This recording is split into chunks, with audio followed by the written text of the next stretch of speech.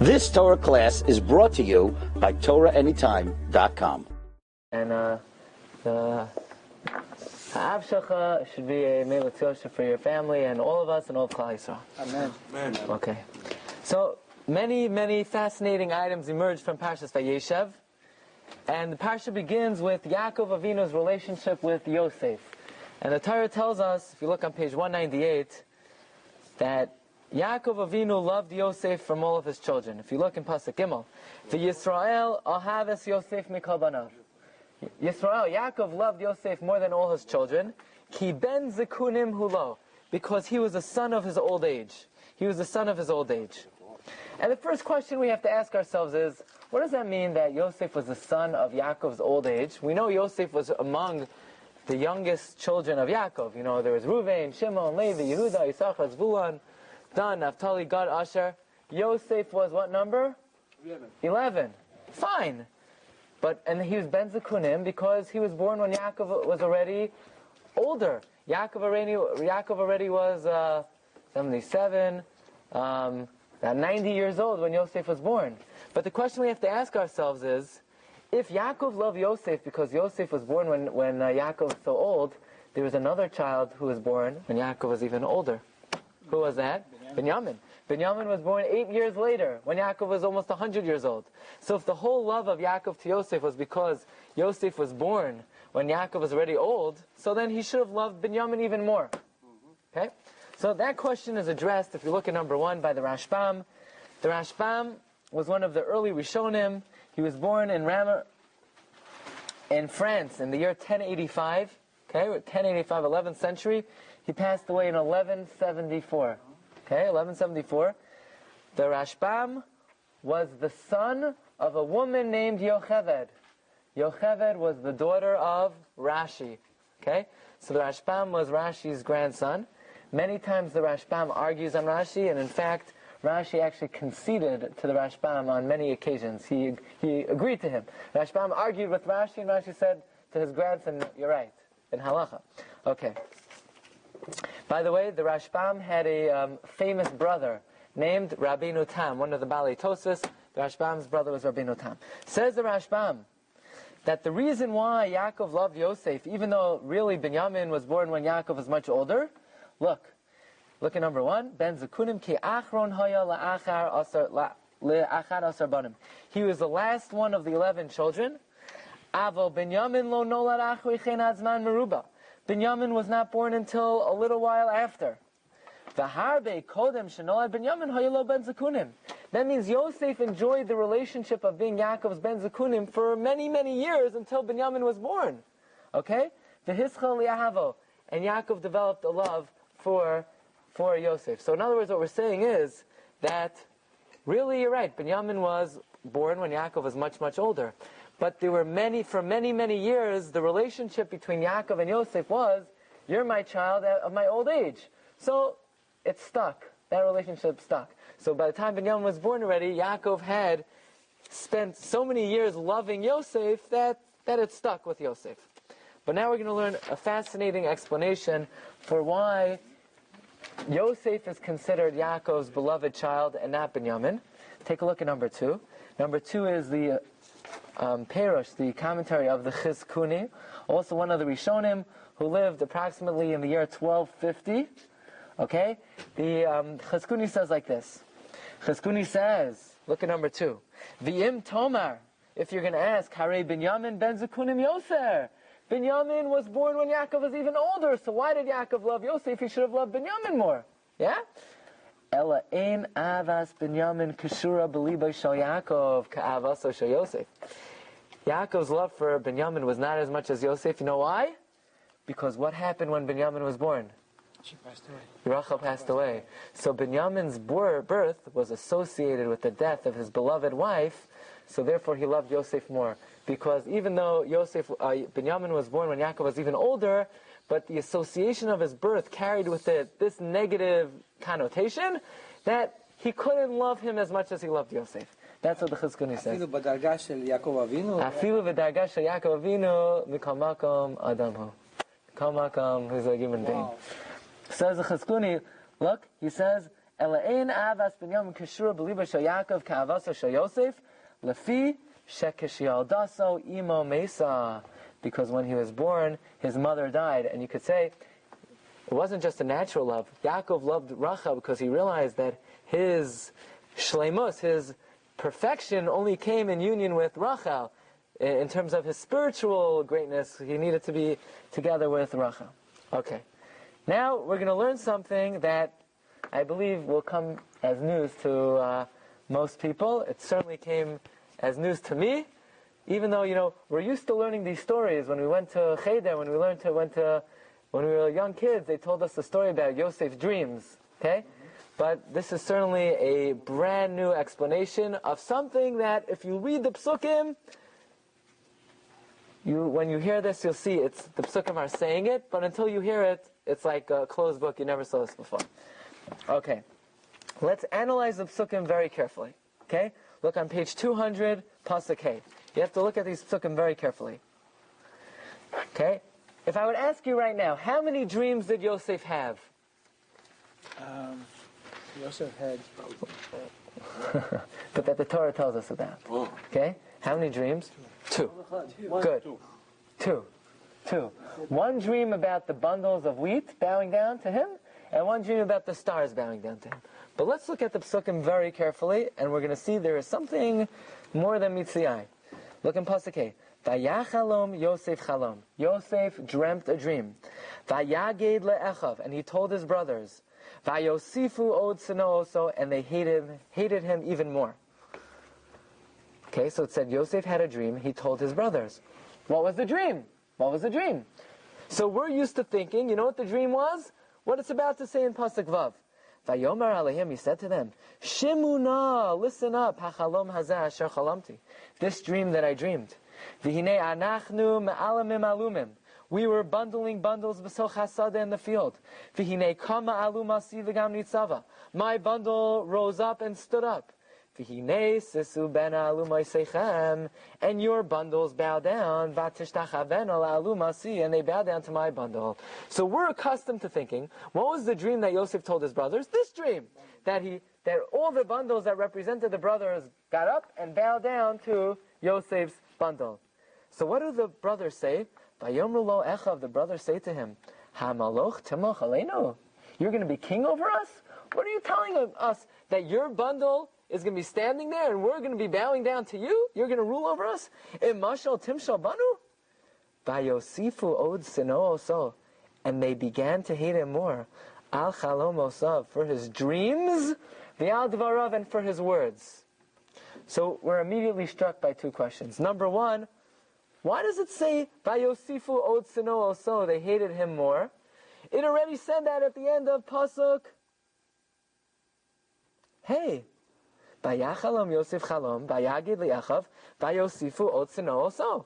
So why, if the dream that he first told them about was this dream about the bundles, why is it necessary for the Torah to say that they hated him more twice?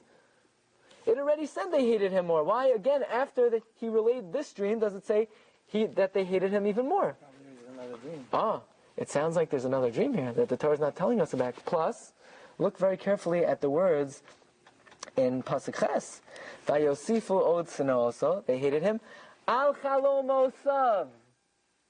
What does chalom osav mean? Dreams. For his dreams. But we only know about one dream so far.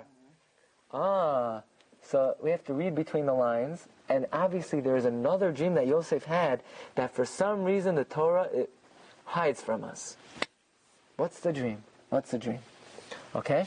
So, for this we turn to the Sefer Amar Nekeh. The Amar Nekeh was a Sefer written by Rabbeinu Ovadia mi Bar Tanura. The most famous commentary on Mishnayos is called the Bar Tanura. Okay? And I heard a pshat this week on a tape from Rabbi Isaac Bernstein. And the name of the Bar Tanura, so I was trying to get a hold of the Sefer. I called up the Sfarim store. I said, do you have the Bar Tanura on Chumash? They said, what? The Bar Tanura on Chumash? You mean Mishnayos, right? I said, no, on Chumash. So they said, there's no such thing. So, but there is such a thing, and we got the Sefer over here.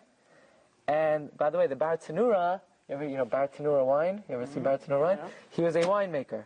He was born in Italy in 1440. Okay? In the year 1486, he decided he has to move to Eretz Yisrael. He took a long, arduous journey to Israel. Took him 2 years. Finally, he comes to Hebron. He wanted to open up a yeshiva, but the residents of Israel at that time were not on a high enough level of learning for them to be able to be in his yeshiva. Until the year 1492, when the Jews from Spain were exiled from Spain, they made their way to Israel, and the Spanish Jews were on a much higher level of learning than the native Jews of Israel at that time, and they entered his yeshiva, and his yeshiva was instituted for the Spanish exilees. Spanish, what's the correct word? Refugees? Yeah, those who are exiled from Spain. Okay. Says the Bar Tanura. Okay? And for this we have to look at the second to last Rashi in Sefer Bereshis. Okay? Do you remember after Yaakov Avinu died, so the brothers were getting nervous. The brothers were saying to themselves, now that Yaakov's dead, now that Yaakov had passed away, maybe Yosef is not going to treat us so well.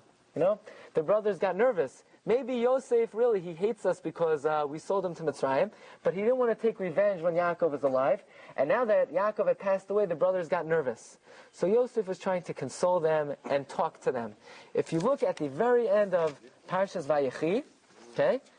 And by the way, I'm going to tell you something at the end of the Shiur tonight, which is really earth-shattering. What does this week's Parsha have to do with Chanukah?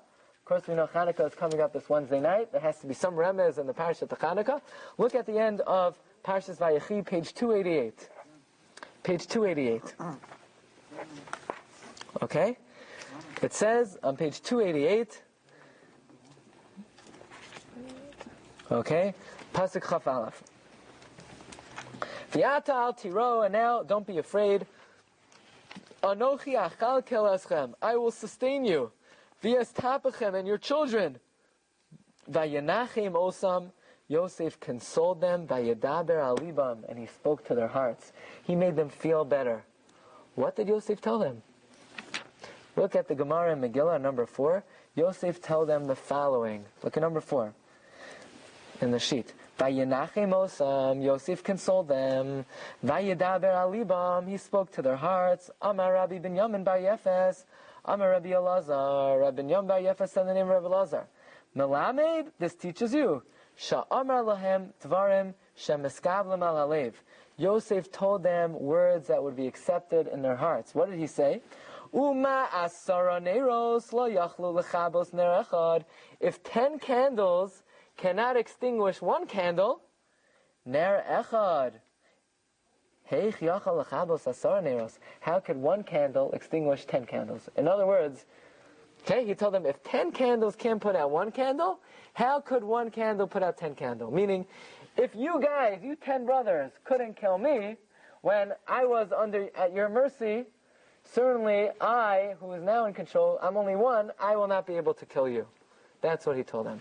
If 10 candles cannot extinguish one candle, how could one candle extinguish 10 candles? Says the Bar Tanura, that was the first dream of Yosef HaTzadik.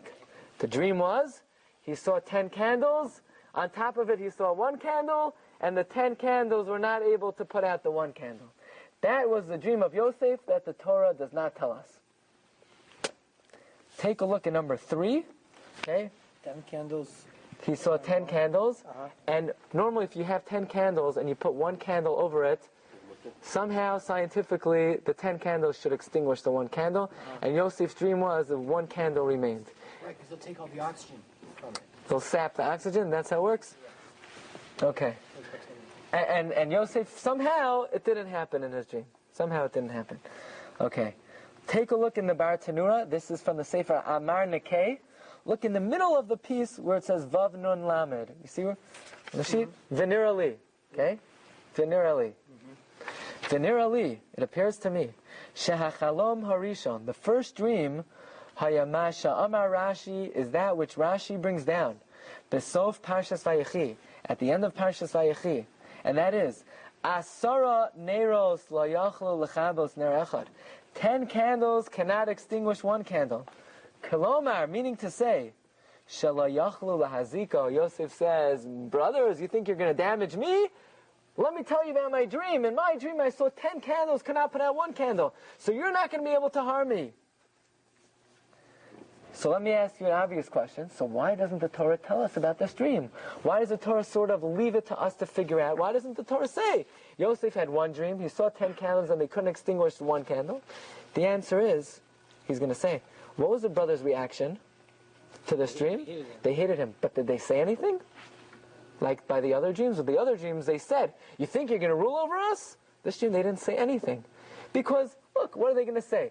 This guy comes to them and says, you can't harm me, right? So fine, they're not gonna say anything to him, but they're gonna hate him. So since they didn't react with words, the Torah doesn't tell us what it was. Okay? Look what he says. V'zeh hachalom, this dream, lo chashash hakasav lahotzio, the pasuk does not care to tell us, ki mizeh lo amru davar. They didn't respond with any words. Rak shesanu oso. They just hated him. Avo kisha amar, but when he said, sheyia moshel aleim, that he's going to rule over them, when he said, not only will you not be able to harm me, but your bundles are going to come bow down to my bundle. Now the brothers are not just going to hate him in his heart. Now the brothers are going to say, what are you talking about? You're not going to rule over us. Okay? Aval kisha amar shia moshel aleim. But when Yosef said that I'm going to rule over you, az chashashu ledvarav, then the brothers paid more attention to his words. Fa'anu, so they responded to him. Ulakach amar achakach, and therefore they said afterwards, al chalomosav, for his dreams, lashon rabim, a plural language. That's why go around asking shul on Shabbos. Why does the Torah say that they hated him for his dreams? He only had one dream so far? The answer is he had two dreams. The Torah only tells us about one of them. That's why it says they hated him for his dreams. Sheshna.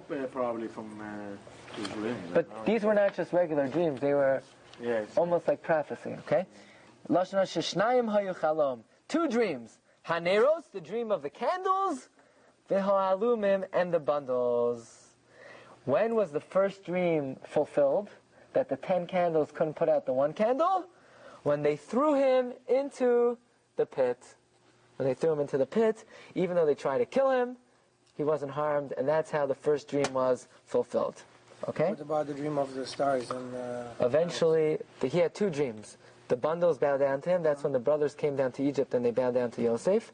And then eventually, even the sun and the moon bowed down to Yosef when Yaakov came down, and Yaakov was the sun, and he bowed down to Yosef when Yaakov eventually came down to Mitzrayim. I'll tell you, they said to him that you're not going to be our ruler when he interpreted. They exactly interpreted his dream, and it happened the way they said it. He became the ruler. Exactly.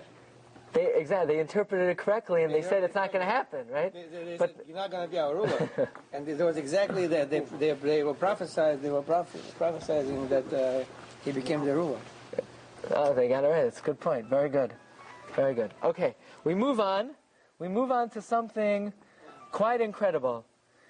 And we'll do it very quick. Look at number 6. The Gemara tells us there are two Gemaras in Masechta Shabbos that come right after each other, and they appear to have absolutely no connection. They appear to be the two most unrelated Gemaras, and we're going to see if we can have a connection. Look at number 6. The Gemara tells us in Shabbos, okay? Amar Rav Kahana. Rav Kahana said, Darash Rav Nosson bar Menyumi Mishmeid Rabbi Tanchum. Rav Nosson bar Menyumi explained in the name of Rabbi Tanchum, Ner Shal Chanukah, okay? A candle of Chanukah. Shehinicha lamala mechaf amma, that you put above 20 amos. If you put the Ner Chanukah so high up, it's more than 20 amos, it's more than 30, 40 feet, psula, you're not yotzei the mitzvah. Okay, if you live in an apartment building, so it's going to be of over 20 amos. Wow, so. But you're not. The main reason you're letting them know is not for the people on the outside; it's for the people on the inside. So for the inside, it's okay. Okay. So ner Chanukah that you put above 20 amos, psula, you're not yotzei the mitzvah. Kisukah, just like a sukkah over 20 amos, ukemavoy, or if you want to make a certain eruv, it can't be over 20 amos. You hear what the Gemara says? A ner Chanukah cannot be over 20 amos. Next, now the Gemara talks about the pit that Yosef was thrown into. The Amar Rav Kahana. Rav Kahana also said, Darash Rav Nasan bar Menyumi. Rav Nasan bar Menyumi expounded Mishmei de Rav Tanchum in the name of Rav Tanchum. Mai dichsiv, what does the pasuk mean? Vehabar reik, the pit was empty. Ein bo mayim, there was no water. But David, it says the pit that Yosef was thrown into, it was reik. What's reik? Empty. Empty. Ein bo mayim, no water. It's repetitive. It said it's empty. Why does it have to say there's no water? If it says it's empty, we know there's no water, right? It's like it's superfluous. It's extra. It's redundant. It says the pit was empty. There's no water. A double negative, right? What do we see from there? Mimash mashanemar v'habarek. The fact that it says the pit was empty. Eini yodea she'ein bo mayim. I don't already know there's no water. It tells me like this. Why does the Torah have to say the pit that they threw Yosef in had no water if it already said it's empty? Mayim einbo. There was no water, but guess what? There was something else in it. Nechashim v'akrabim yeshbo. There were snakes and scorpions. The double negative. It was empty, yeah, and there was no water. The implication is there's no water, but there was something else. What was there? Snakes and scorpions. Yeah? You ever see, in the cartoons, they throw them into the pit with the snakes and the scorpions. Okay. The question is then, if there were snakes and scorpions in the pit, right? If there were snakes, turn to page 204. This is for you, Ruvain. Page 204, the Torah says that the Shvatim were going to kill Yosef. They were going to stab him. But Reuven came up with an idea. What was Reuven's idea? Vayomer aleim Reuven. Reuven says, Al tishbechu dam. Don't spill his blood. Hashlicho oso al habar hazeh. Throw him into this pit. Asher ba'midbar. V'yad al tishlechu vay. Don't kill him. What was Reuven's intention? The Torah says, Leman hatzel oso miyadam. He had in mind, he didn't tell them, he was going to come back later that night to save Yosef from them, lahashivo elav, and bring him back to his father. But if there were snakes and scorpions in the pit, then what was Reuven's big advice? Throw him in the pit. That's as good as killing him. What does Reuven say? Don't stab him with a knife. Just throw him to the snakes and scorpions. With friends like that, you know how it goes. Well, what kind of big hatzalah is it? Right? Imagine a guy is having chas v'shalom. A guy is dying. So hatzalah comes and they throw him in a pit with snakes and scorpions. We don't need hatzalah for that. No, but now still you have a chance to... But you have to realize, let's say chas v'shalom, you see someone drowning in an ocean. Could you then go to Beis Din with another person and testify that this person died so that his wife could remarry? No. You know why? Maybe the guy, the last second a raft came and he climbed aboard and you don't know.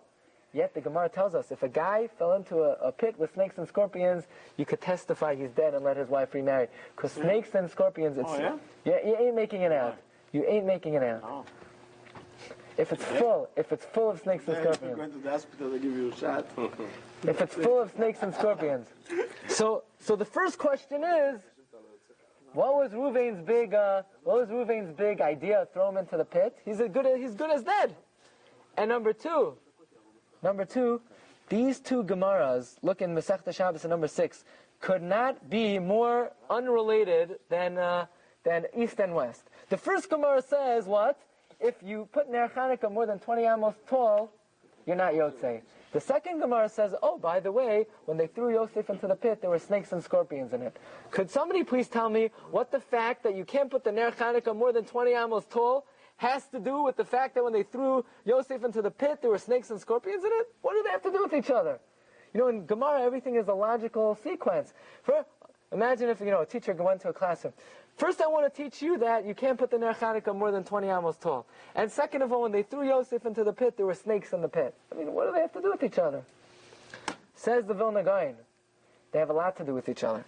Because if the Torah is saying they threw Yosef into the pit, hashlichu, in halacha, the definition of throwing means at least a depth of 20 amos. If they threw him a depth of 20 amos, why is Ner Chanukah that you put more than 20 amos tall not Yotzei? Why are you not Yotzei if you put...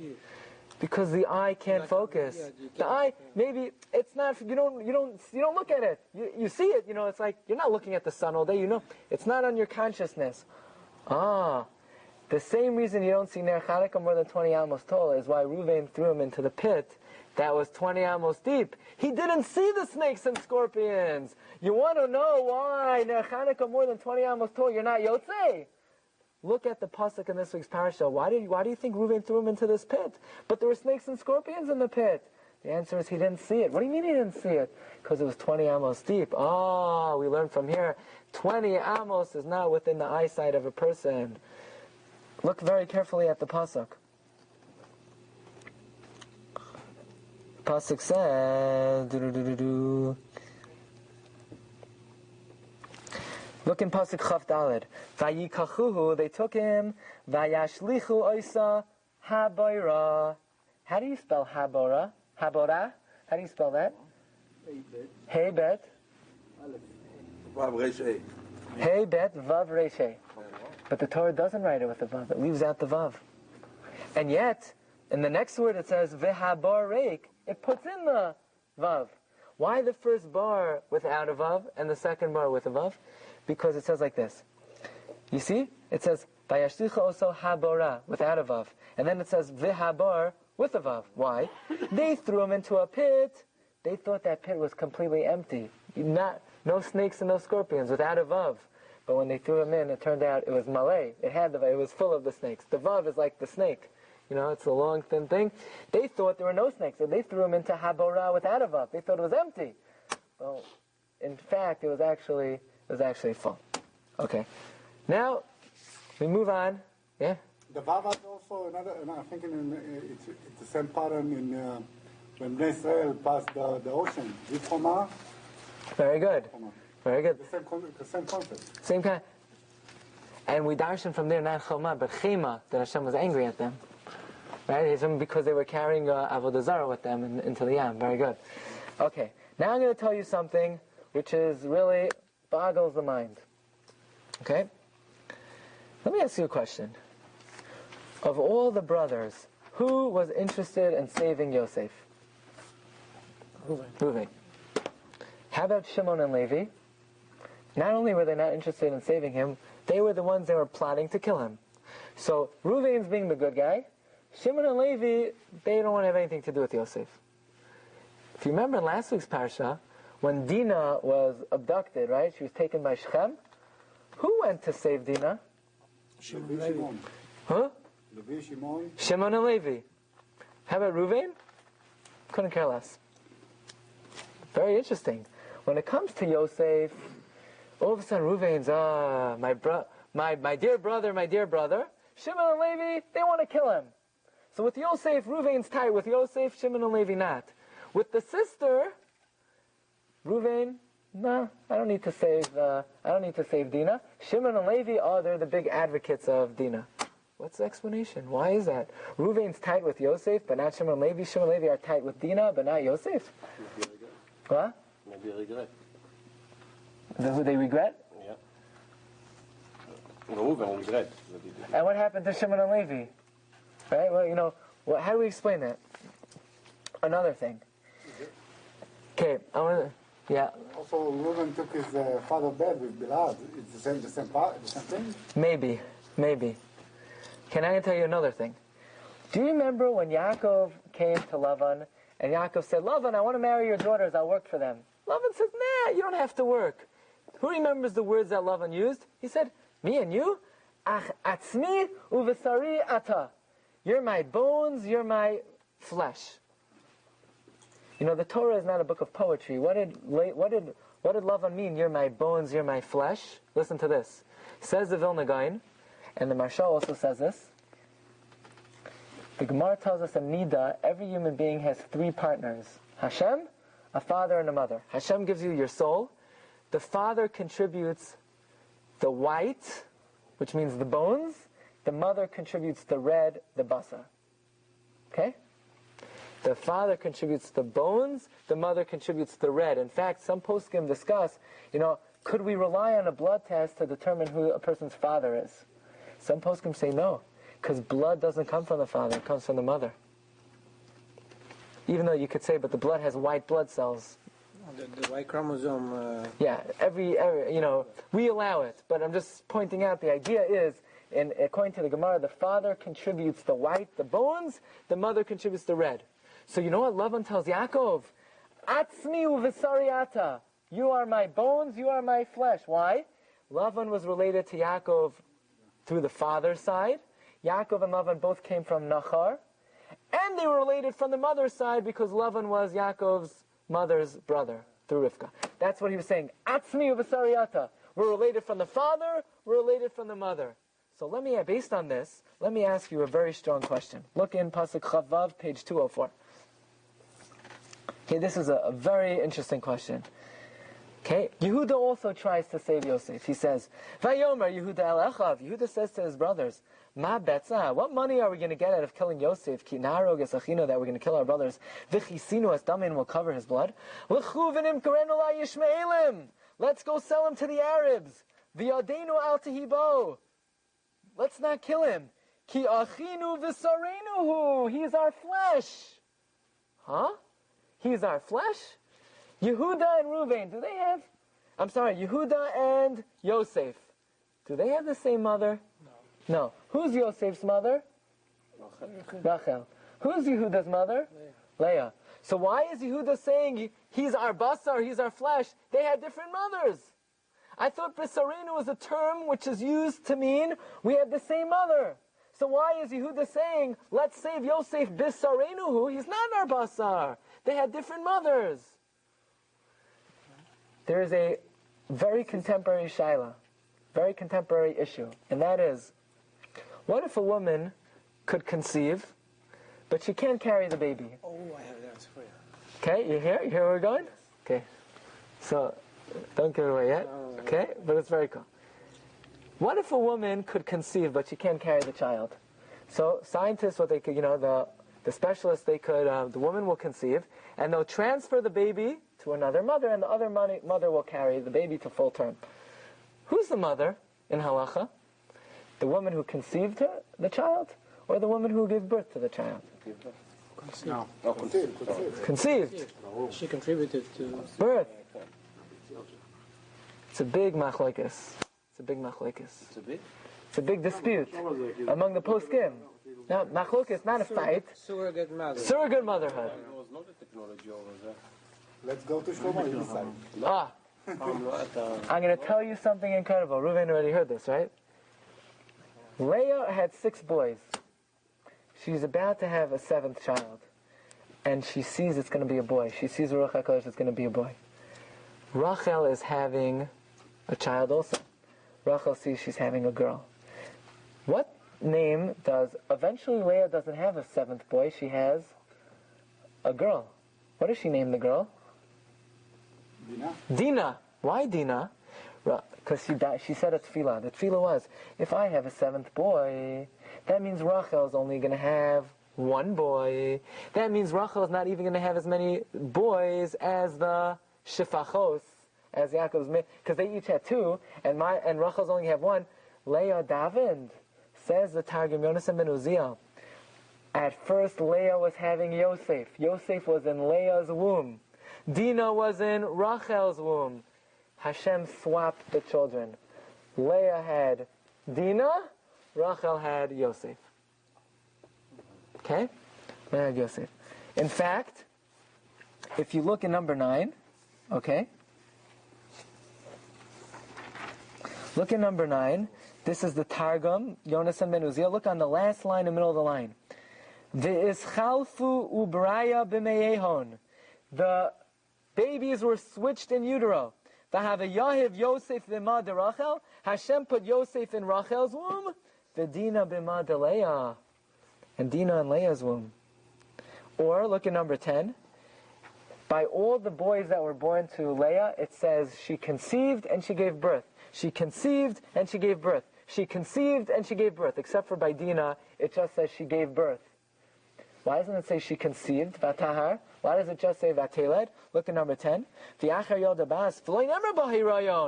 doesn't say conception by Dina's birth. Rachel conceived her. Really, Rachel should have given birth to her. What happened? Leah davened, Shalo yehei chelka bebanim pachas me'achas hashvachos, that Rachel should not have less sons than the maidservants. Vatei chalafna mi beten Rachel leLeah, and they were switched wombs.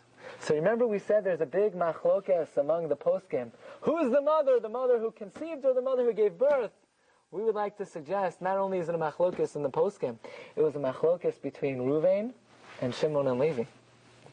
Ruvain maintained that Yosef was his brother. Why? Because Leah conceived Yosef. Leah didn't give birth to Yosef, but Leah conceived Yosef. That's why Reuven was interested in saving Yosef, because in Reuven's mind, Yosef was his full brother from the father and the mother. But Reuven wasn't interested in saving Dinah. You know why? She's not related to Dinah. Dinah was conceived by Rachel. He paskin Rachel is not related to him, because before the Torah was given, the father's lineage didn't count, only the mother's lineage. That's why Reuven only tried to save Yosef and not Dinah. Shimon and Levi, they argued on Yosef, Shimon and Levi argued on Reuven. Shimon and Levi said, Dinah, she was born from our mother, so she's our full sister. That's why they try to save her. Yosef, we're not related to Yosef. He comes from a different mother. Shimon and Levi paskin, it follows what? It follows the birth. And Yosef was born to Rachel. Okay? So what we'd like to suggest, and then I found this in the Meshech Chachma. What does Yehuda say? What's his argument that we should save Yosef? Bisarenuhu! He's our basar! Oh, what does it mean he's our basar? We have the same mother. Meaning Yehuda is saying, I argue on you, Shimon and Levi. I agree with Reuven. He's basar. That means we have the same mother. Why do we have the same mother? Because it follows conception, and Yosef was conceived by Leah. That's why he uses the words Bisarenuhu. Rabbi? Yes. It's sort of an outrageous question. Yeah. But like you have the Beirach if someone's sick. Yeah. It's an excellent question, yeah? Who would you say was the mother? That's a very good question. Here you have a kid, you want to die? It's a very good question. Wow. You may have to say both.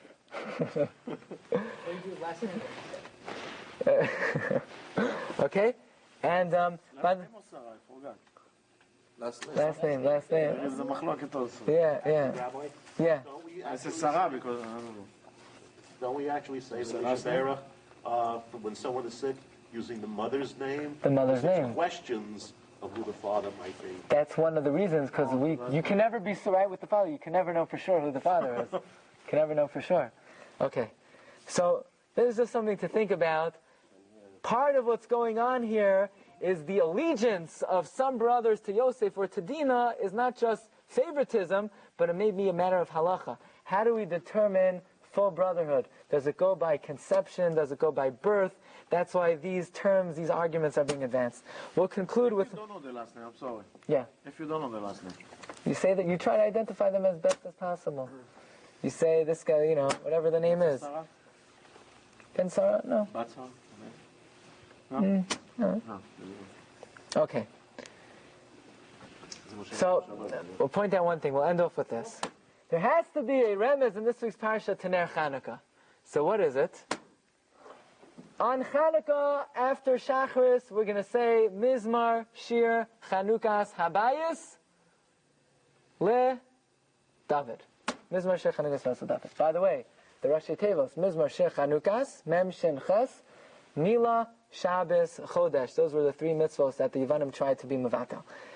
But why would we say this paragraph on Chanukah? We don't say one word about the Neros Chanukah in the whole paragraph. So we're going to say like this. On Chanukah, how many Neros do we light in total? How many Neros do we light? Huh? 1 the first night, 2, 3, 4, 5, 6, 7, 8. 44. Very good, 44. And the remez is, the Neros of Chanukah are Nechmad Lemareh. Beautiful to look at. Nechmad. Ner, Chanukah, Mem, Dalet.